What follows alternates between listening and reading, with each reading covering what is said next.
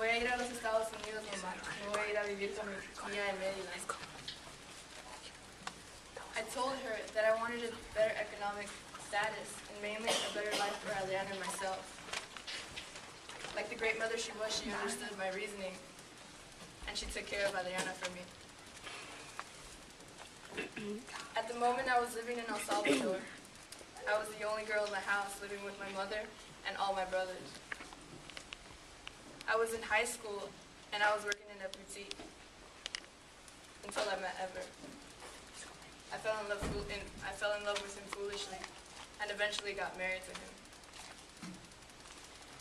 3 months after the wedding, I was pregnant and I told him. The daughter that we would soon have would light up our world. We were both so happy. Everything was love. Everything was happy between us three. Until the love between me and Ever began to fade. And as it faded, it hurt me. Entonces I ended up moving back with my mother. And I told her that I was going to go live in the United States, that I wanted a better life for myself and Adriana. And I did. Por favor, mamá, cuídeme la Adri, por favor. And she did. She took care of her for me. And I told her as soon as I could, I would bring her with me. The only thing I didn't know was that it would take 6 years to reunite with my daughter.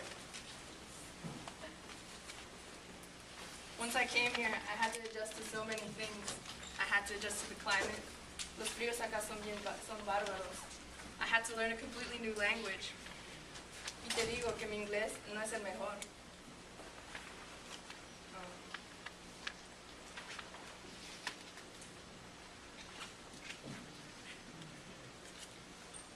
I worked in construction, which wasn't the best job for a female here, not knowing much English, but I did it. And during this time I went to church. I thank God for everything I had. I thank Him for my health, for the home I had, and for the daughter that was waiting for me in El Salvador. During that time I met Donaldo, my current husband, a pacifist, loving, humble man, and he even helped me bring Adriana back with me, and I was so grateful. I reunited with my daughter once again. We lived in a home in Virginia, a huge, beautiful home that I loved, but I lost it. So I had to reaccommodate in a small apartment, which was devastating. And I insisted on Donaldo to buy another house because I wanted a house. I wasn't happy living in a small, cramped apartment. And we did, and now I'm grateful to God that we have this home. And I'm so grateful that God gave me this home with this loving husband and daughter, because God grants good things to those who do good.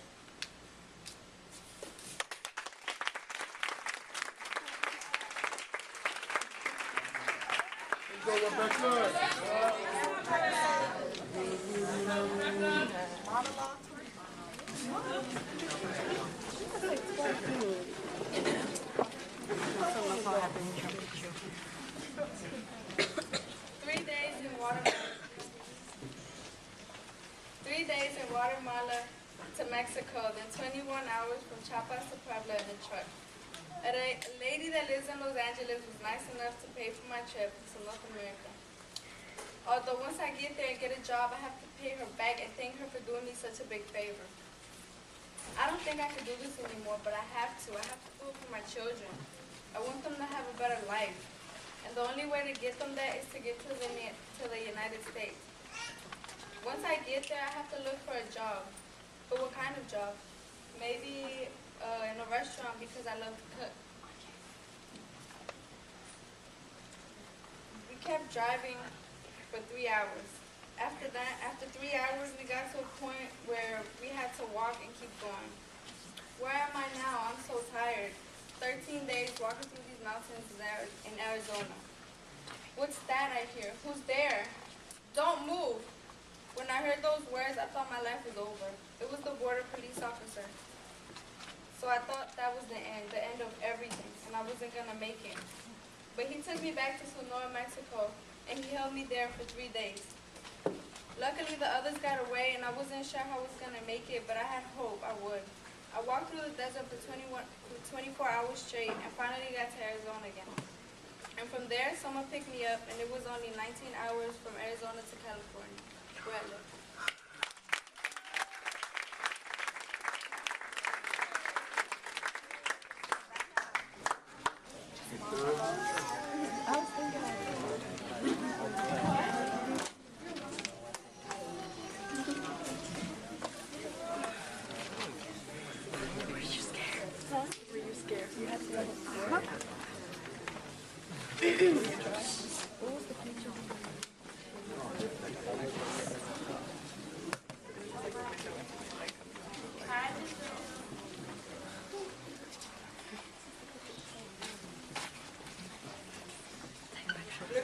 All I want is the best for you. No quiero dar como mal consejo. I would say these things to her because I know she's not my real daughter. My life isn't easy as well as others who came to this country. Plans and no success. Why, so you'll say, why DC?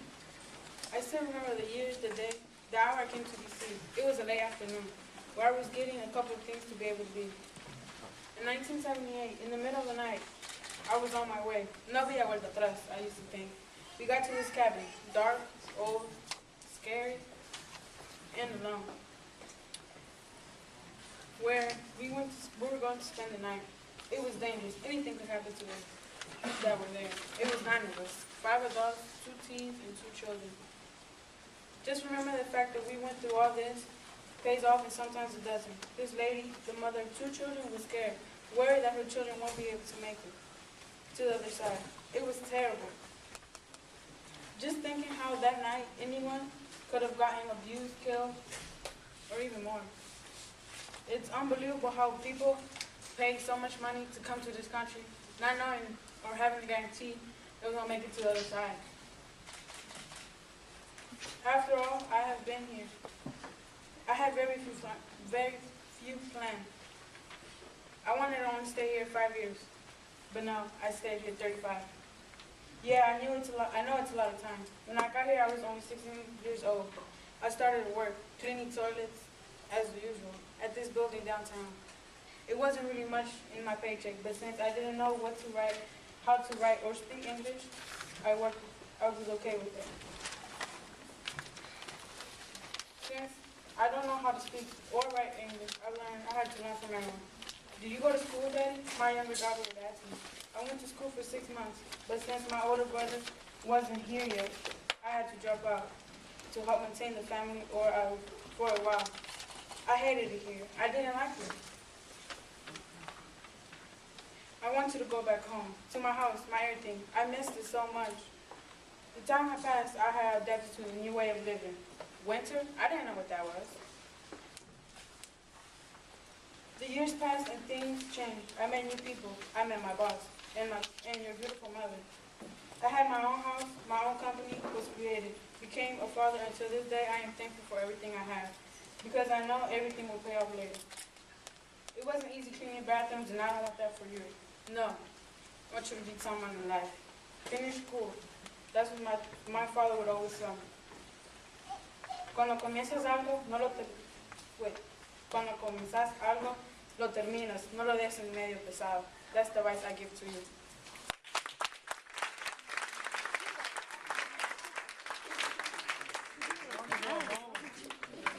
Hi, my name is Bonka Queen. My father was in the army, so I didn't stop by the house enough.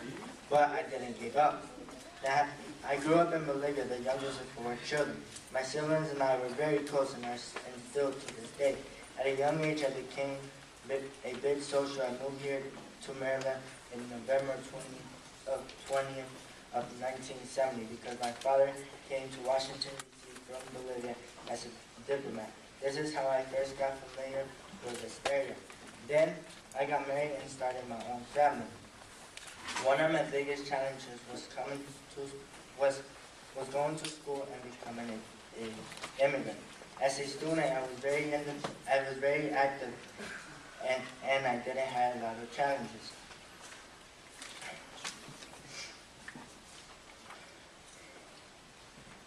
At the same time, I know that my life would have changed a lot. Now that I am here, I have to go visit my family members and friends from school. At a time that I have to say in my life that I would define who I am, I will have to say that being a young adult, being new to the United States of America, I have to learn a whole new way of life and also forget about my past. It was a time that really motivated me into the person who I am today because I had to be very independent and go after what I wanted.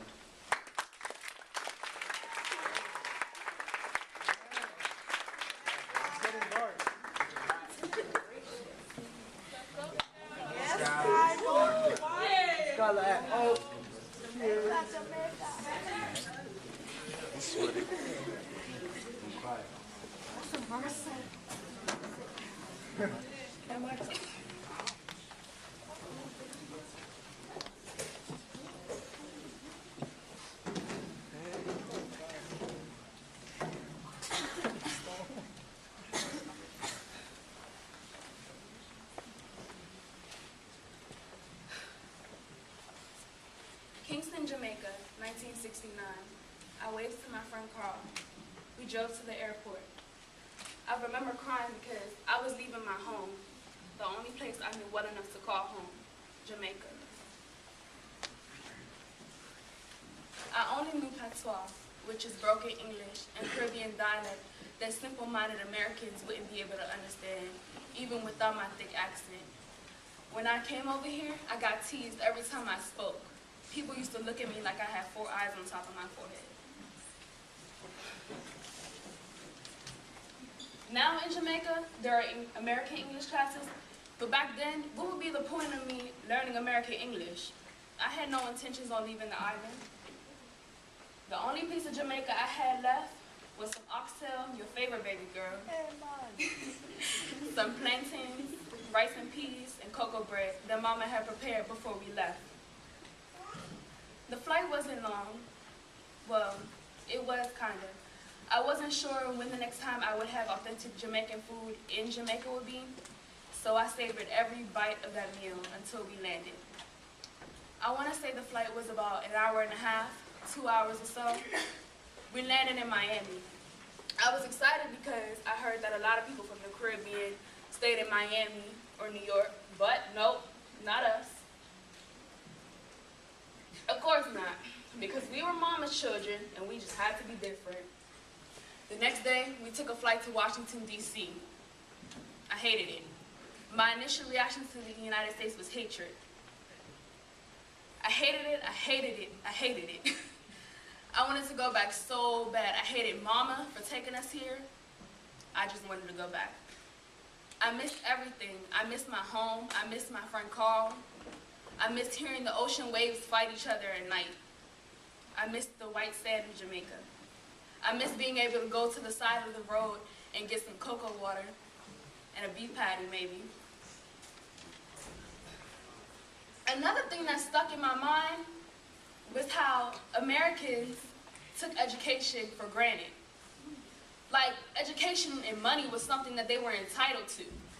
In Jamaica, we took pride in our education because education meant money, and money was something that was very little on the island. I'll fast forward past the plane ride to Washington, D.C. Most days I would have flashbacks about my friend Carl and my last few days in Jamaica. The last couple of days I was in Jamaica, Carl and I, we were playing soccer in the middle of the street with a crushed up soda can.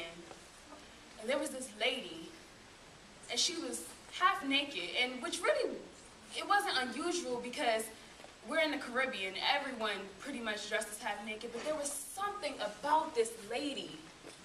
I mean, she had on a top that, if she did like this, you could see half of her breast.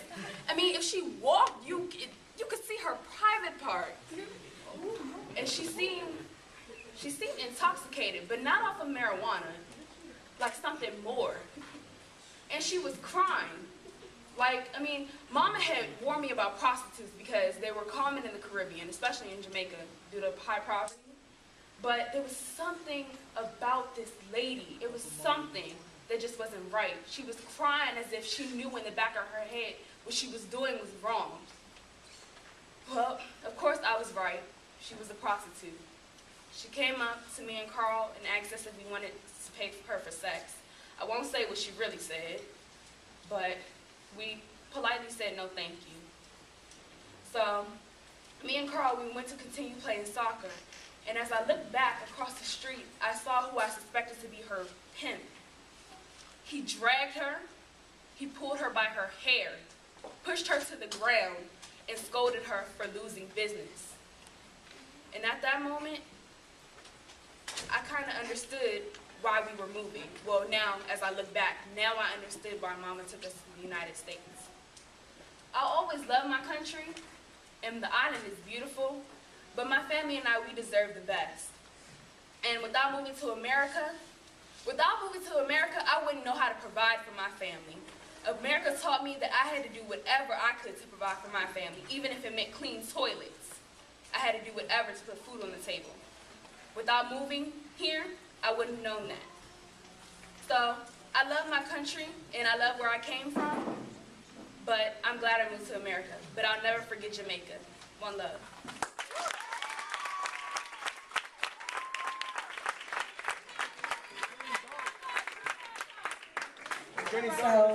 So there's good news and bad news. Oh my God, bad news! So I think this is going to be good news for some and bad news for others. So the good news is that we have so many wonderful monologues, and that pretty much everyone did this assignment. As you can see, it's like the whole 10th grade is here.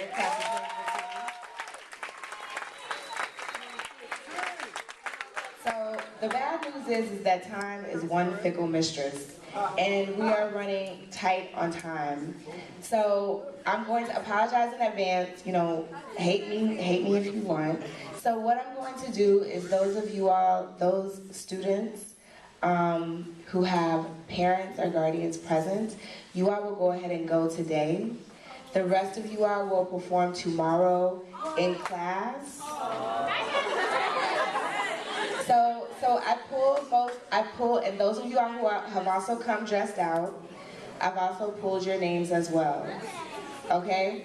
So you all will still be recorded. It'll just happen in class because I want to honor our time. And I know certain people have to go to the metro and that sort of thing. So I'm going to call your name. We have the order. And I'm just going to apologize in advance. You know, the first time you do it, you just learn your lesson. So hey, I'm learning my lesson. But thank you for your patience, and thank you for your encouragement of your classmates. So we're gonna see who we can get in right now. Just know that lunch is always open. You know, so those of you all who feel the spirit, you all can feel free to perform during lunch. But I expect for us to still be present, 10th graders, for those of us who still have to perform, okay? So the next person is Jada Henderson.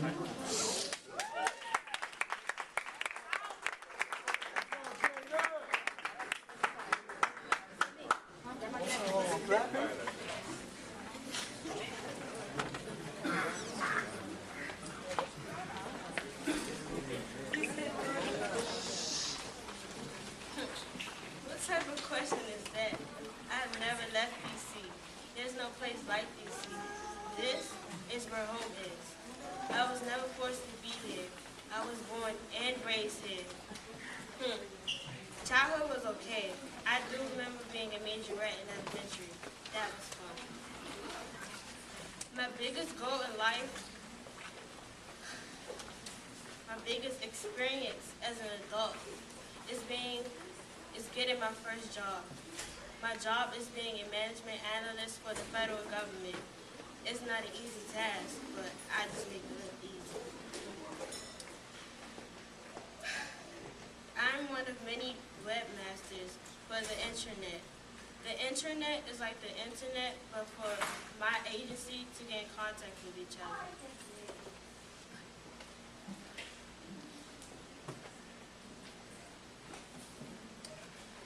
My biggest goal in life is to raise my beautiful daughter into a young lady because I know how these youngins are, and especially in DC.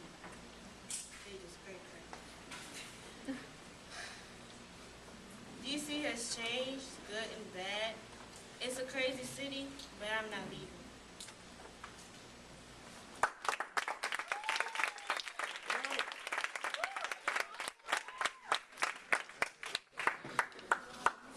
Next person, Isaiah. Go Isaiah.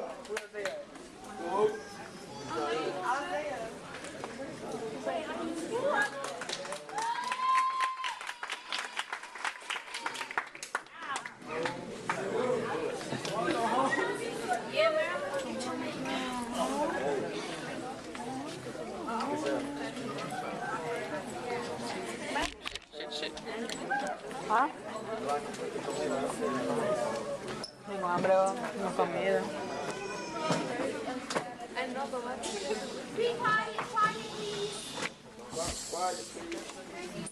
Excuse me. He's not the president. He's actually really good.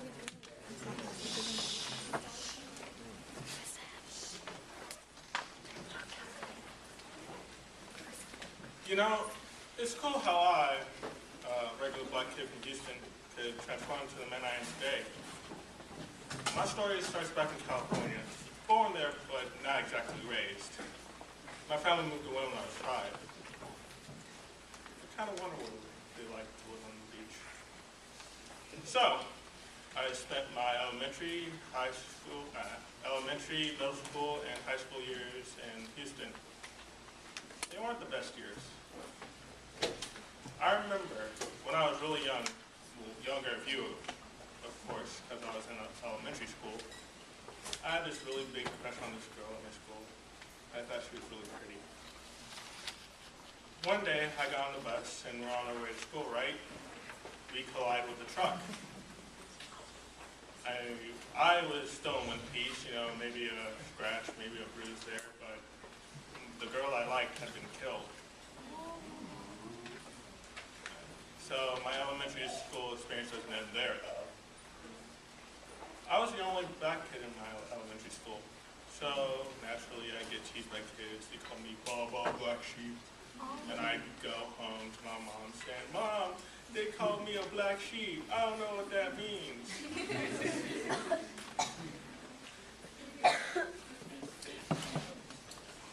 My experience in middle school wasn't as bad, but it wasn't as good.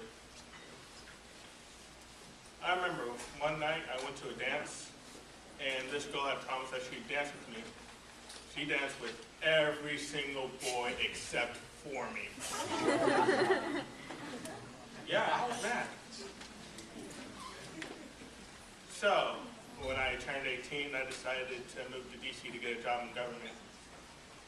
I studied at Howard, and while studying at Howard, I worked as a busboy for Red Lobster. Here I earned a new nickname, Taco Banana, I think it was. Never understood it, except for the fact that it made me angry every time. Still don't understand to this day. But anyway, after 4 years of studying, doing tests, the usual, I graduated from Howard. Got my degree in broadcast journalism. Not bad for Mr. Baba Black Sheep, huh?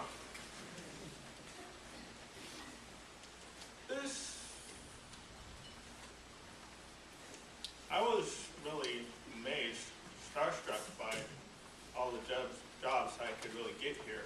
There were so many government positions, I didn't know which one to choose. I worked on Capitol Hill at one point. I worked with powerful people like congressmen, senators. I even got to work with Senator John Kerry. You've seen the picture in my office. And so this move to DC really defined me, you know. It put me in a good job that can provide for you, pay the bills, keeps our water running, pays for that Xbox that you have upstairs. I have a nice house. We all live in this nice house. Keeps us warm, safe. It's good for the occasional cookout or two. I have a lovely wife. 3 kids who can be very hard-headed at times. That doesn't make me love them any less. I'm really happy here. Couldn't ask for more. Don't want to ask for more. And I realized that many people try to come here to DC for this American dream, as you put it. I guess my advice to them would be, once you find that dream, don't let it die out.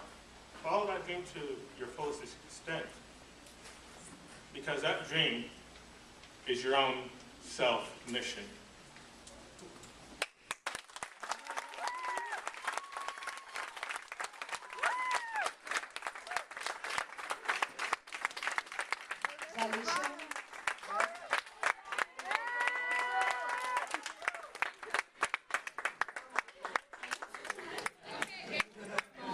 Why am I so good?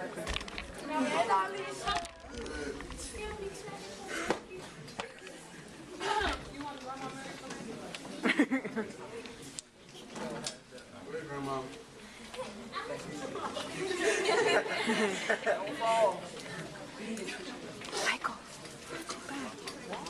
Why? Is your big head in the camera? My head not big. It's huge. It is.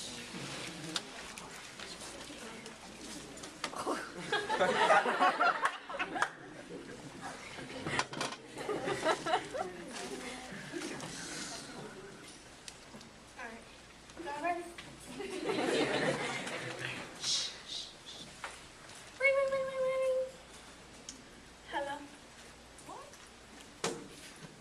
A project. Monologue. School. Well, I really wouldn't know where to start. I'll try. I remember when I first stepped off that airplane. I looked for my aunt. She was nowhere to be found. I felt like a baby stepping into the new world for the first time.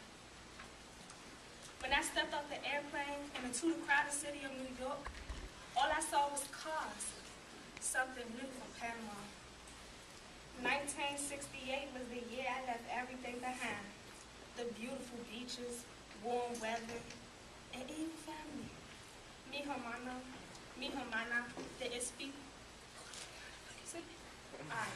Speak through there, mi mama, for a good cause, more money. Home didn't offer enough.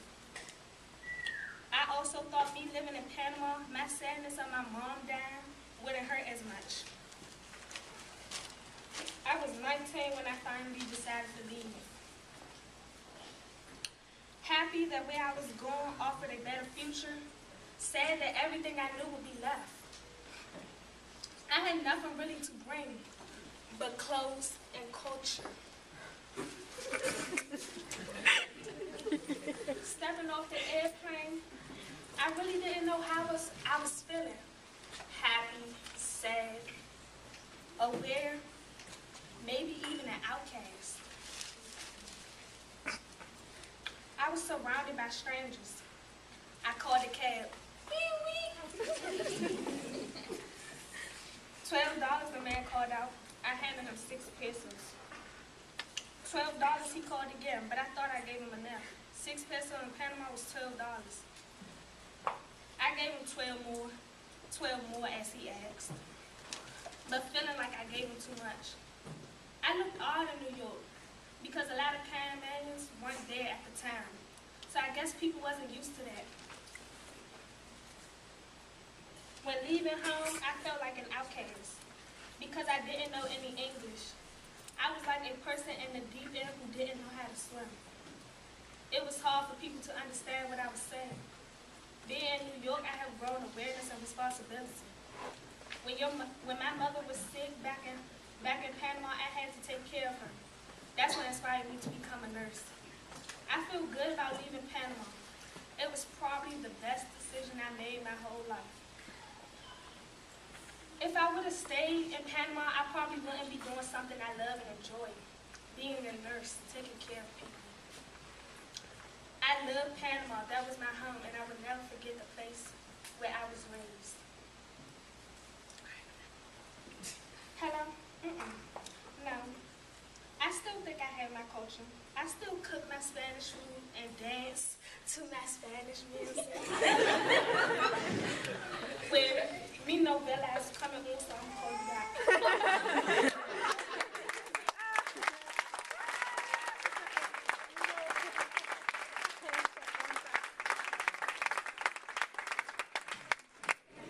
Ramon Taylor.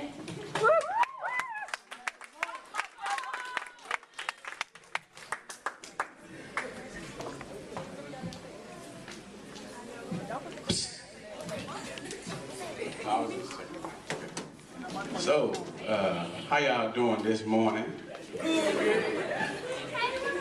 Okay, first I want to say, it feels good to be here this Sunday morning. You know, God is good. When we bow our heads, please, so I can say a little prayer before I get started preaching. Bow your heads. Okay.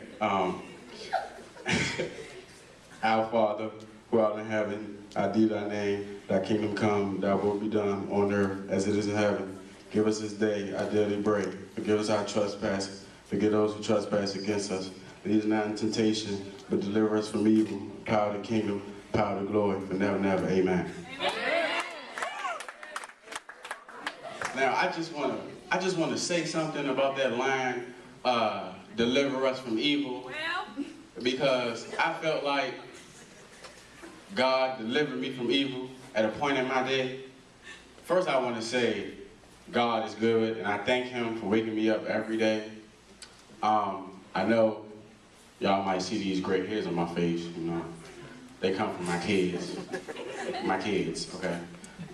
Them kids, something else. My two boys, those my boys. And my little mama, that's my little girl. She stayed beating my two boys up too. But I just wanna appreciate them because they changed my life for the better. God knows I had my problems, but he believed that I could change. Okay, I just want to say that back in my day, I was about 22, something like that. I was everywhere, doing everything I wasn't supposed to. But one day, everything just changed, and it went the way it wasn't supposed to. So, I mean, it just trying to be cool.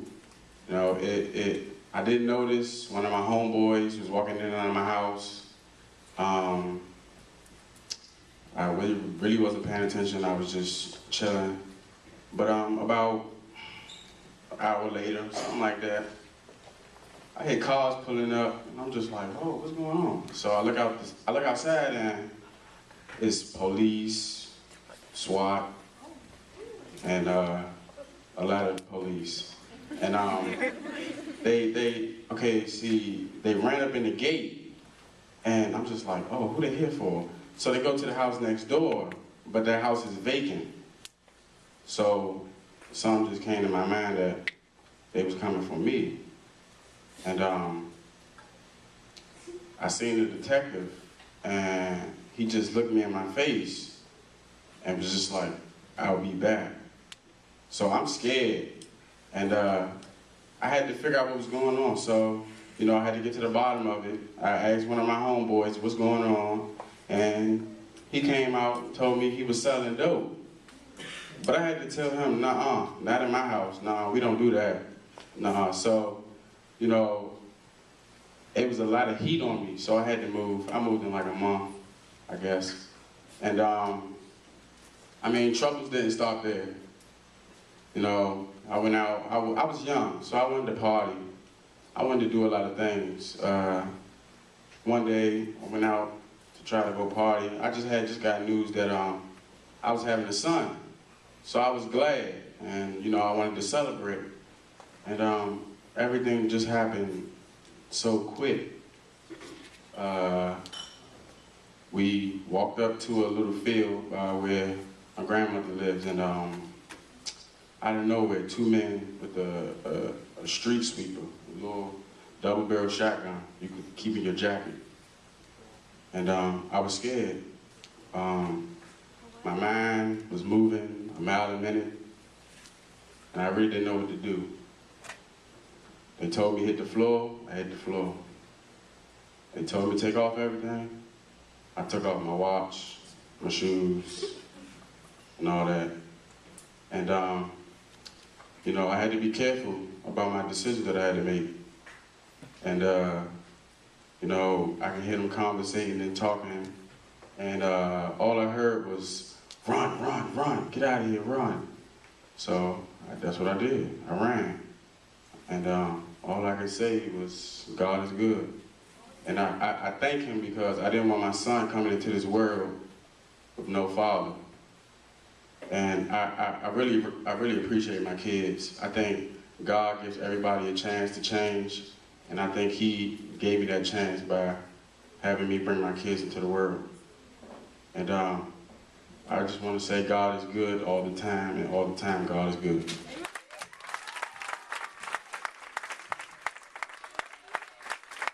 Thank you.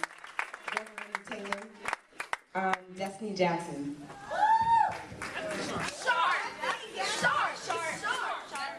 I'm sorry. That's last year's 10th grader, Destiny Sharp.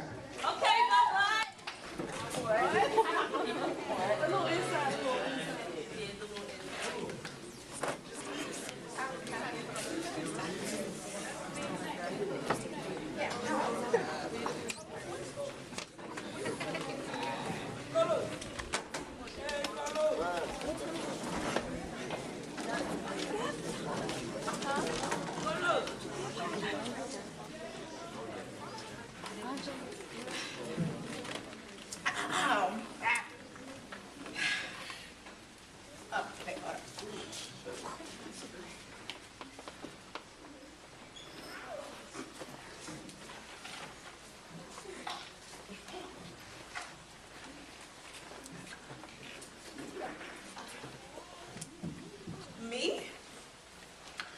I was born in Washington, D.C. I never moved because I love my hometown. I couldn't picture myself away from it. I mean, I moved around a lot as a child, started from 405, from Benton Road to Trinidad Street to 16th Street. My mother took me everywhere.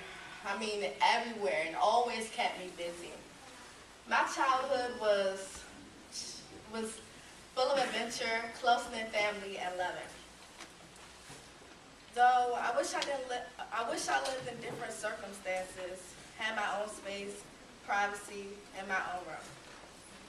But I live with my mother, my grandmother, and my sister. I love to visit the library in my neighborhood, the National Zoo, and other churches like the House of Prayer.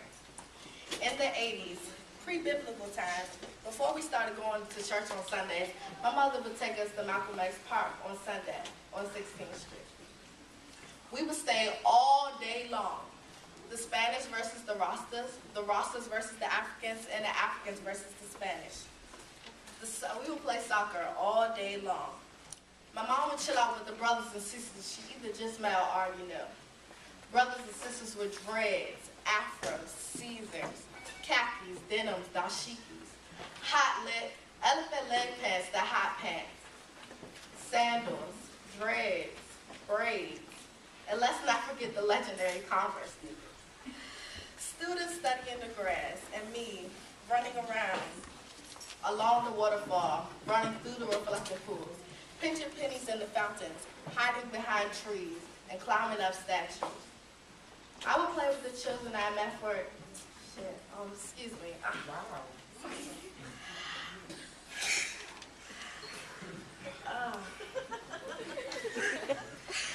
Playing in the bushes with children I made as friends, if for only one day. Then the drumming and singing would draw the dancers in, and we would all start dancing. Let's skip 20 years from there. I think becoming a mother really shaped me in life. I was not having no kids. I'm trying to tell you, shawty.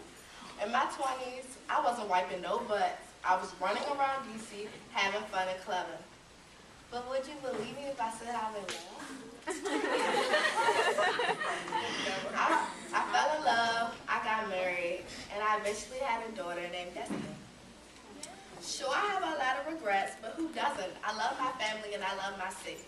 I think you can migrate as much as you want to. I think you can migrate in your own city and move around, not physically, but mentally too. This is all I need for right now. But I know you hungry, girl. Wait.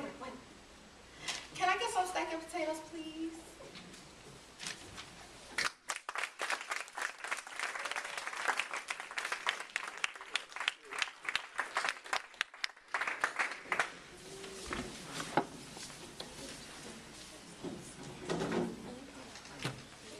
Marcus Perkins.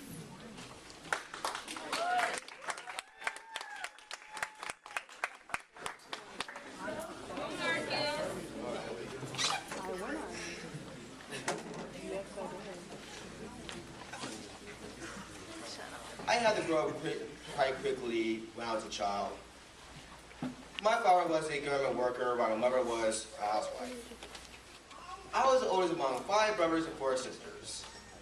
I was the oldest among my brother Pee-wee, my brother Robert, my brother JC, my sister Stella, my now deceased sister Jean, rest in peace, my sister Gertrude, and my deceased brother Eddie.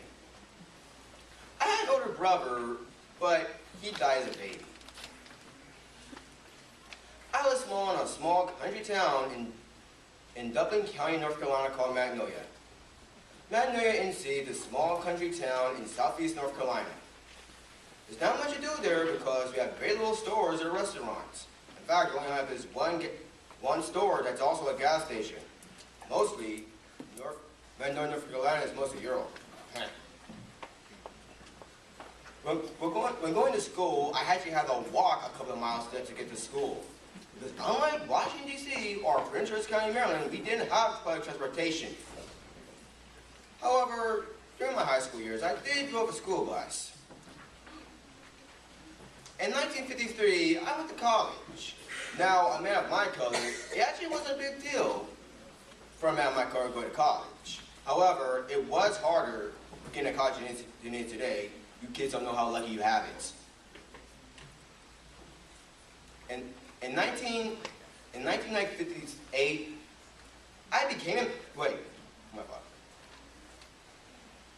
I didn't graduate college because I was drafted by the United States military to work as a paramedic. In 1958, I became a man. That was the year my father died. He died from an aneurysm, which was quite sudden. And I was in the room when he died, so I took it really hard. But things did get better again. Since his death, I took over the family. I took care of my mother, and I watched over my brothers and sisters. It didn't really affect our family. It affected our family a whole lot, but things did get back to normal. In the early 60s, I left Magnolia to go to Washington, D.C. I wanted to start a new life. There, I married my wife, Joyce. Now, my brother J.C. and my sister Gertrude, they took care of my mother while I was away. Around that time, my wife and I had 2 daughters. And during that time, I still was the head of my extended family. But a few years later, as my daughters began to grow up, my sister was diagnosed with leukemia, and she died a year later when my daughters were 10 and 16. Both my daughters were married in 1994, and in 1997, they had 2 sons. They had sons. Our family is going to have 3 granddaughters, and continue to grow. Like, our family got older, the kids got older. It got well. In 2005, my mother passed away from old age. My oldest grandson, Marcus, took it very hard. He was very close to her, which I could really understand. We were a close, loving family. We always have been, and we always will. Now, as time passed by, people in our family started to pass away. some sudden, some quite serious. But I never let it get in the way. I'm really glad that they're to be with God now. Things have gone much better now. Both my sons are learning how to drive, and my oldest granddaughter is about to go to high school. Things have gotten so much better than they were back then, and I can tell that the future is bright.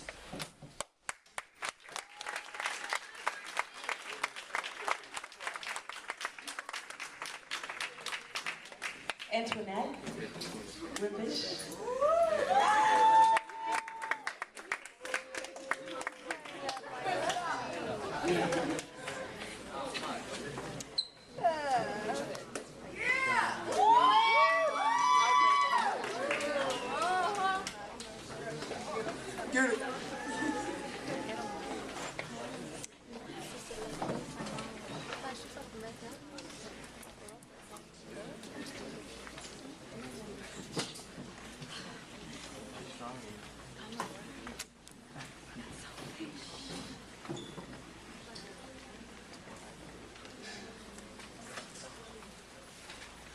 Today is my father's funeral in 2008, and I sit here today praying with both families and friends as I watch as they go to bury my father for the final time.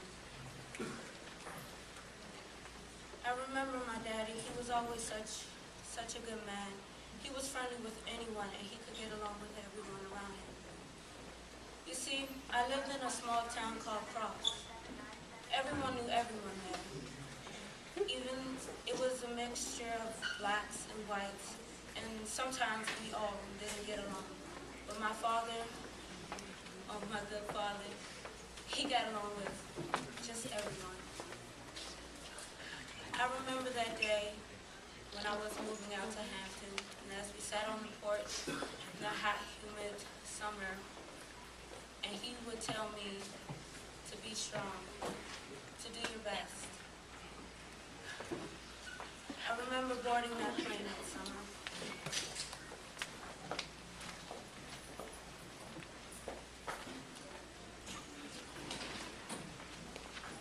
I had everything with me that day, except him.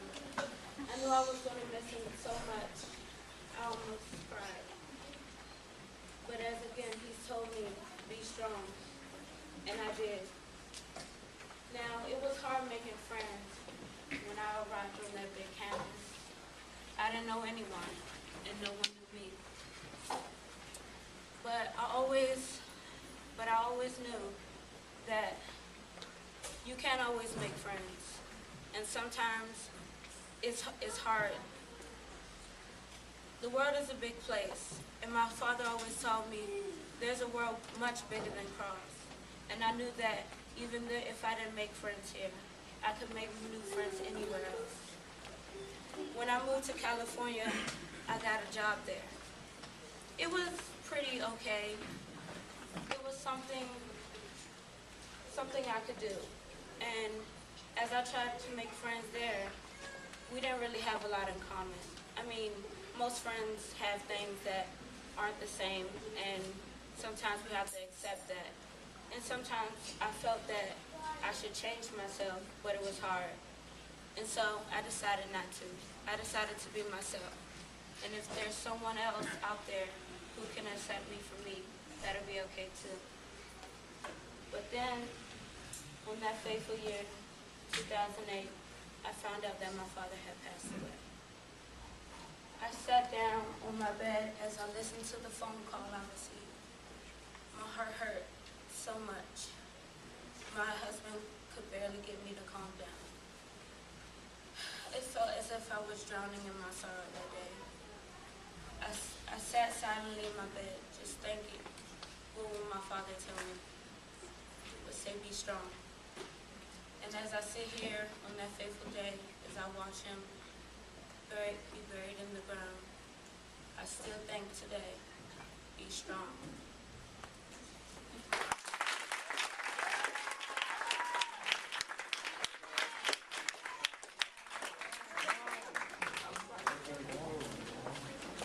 Boris Hernandez.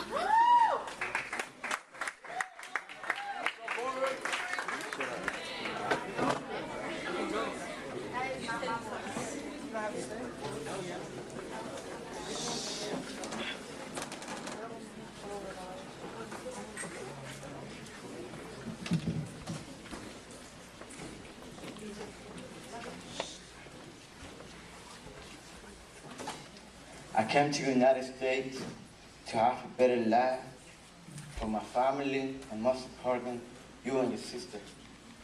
I just didn't like the way my country is, because there's too much fight against us. But some people think the person that come with their families, that they just come to have fun to the United States, but that's not quite right. Family that comes to the United States, they come to have a better life with their families.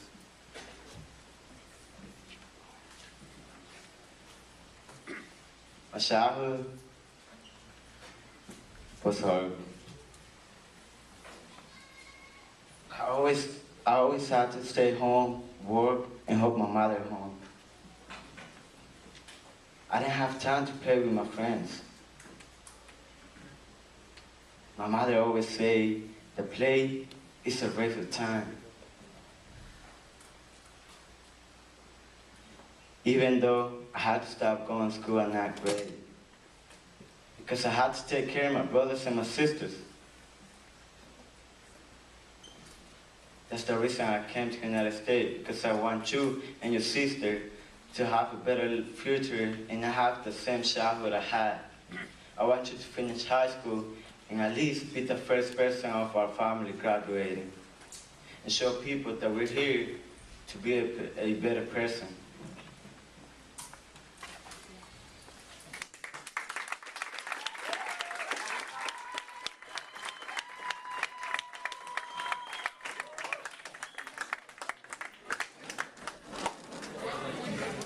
Ivani?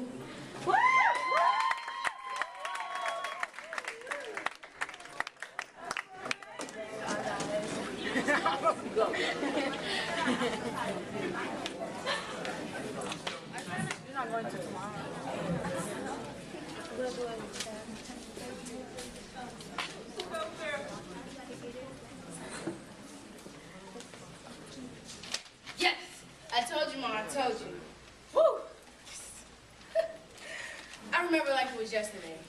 It's the reason I wake up and I go to work in the morning. It's the reason I breathe. It's what gets me up every single morning. You see, school, I wasn't a book learner type of person. You know the type of people that like school? That just wasn't me. I didn't totally hate it, but it just wasn't me. To tell you the truth, high school was nothing more than books, bills, and boredom galore. It drove me crazy. I already knew I was going to take them 8 hours of my day and go to trade school. I was going to take those 8 hours of my day, instead of wasting them, using them for something that I actually do in this world. Let me tell you something. When my mother said she didn't think I was going to actually make it, I honestly couldn't blame her, just a little bit. I never tell her that, but just a little bit. So I tried so many things before this. I told my mom I was going to be a laundromat person. That didn't work out. I tried working as a secretary, you know, the people that like type stuff for judges. That did not work out. And I tried being a babysitter, but that went totally wrong. So I found myself in cosmetology. That was the hardest thing I've ever studied for in my entire life. When I was in hair school, I put my heart and soul into it, and I worked as hard as I could, and I passed. I remember getting that letter in the mail. Sabrina Lewis, pass. Thank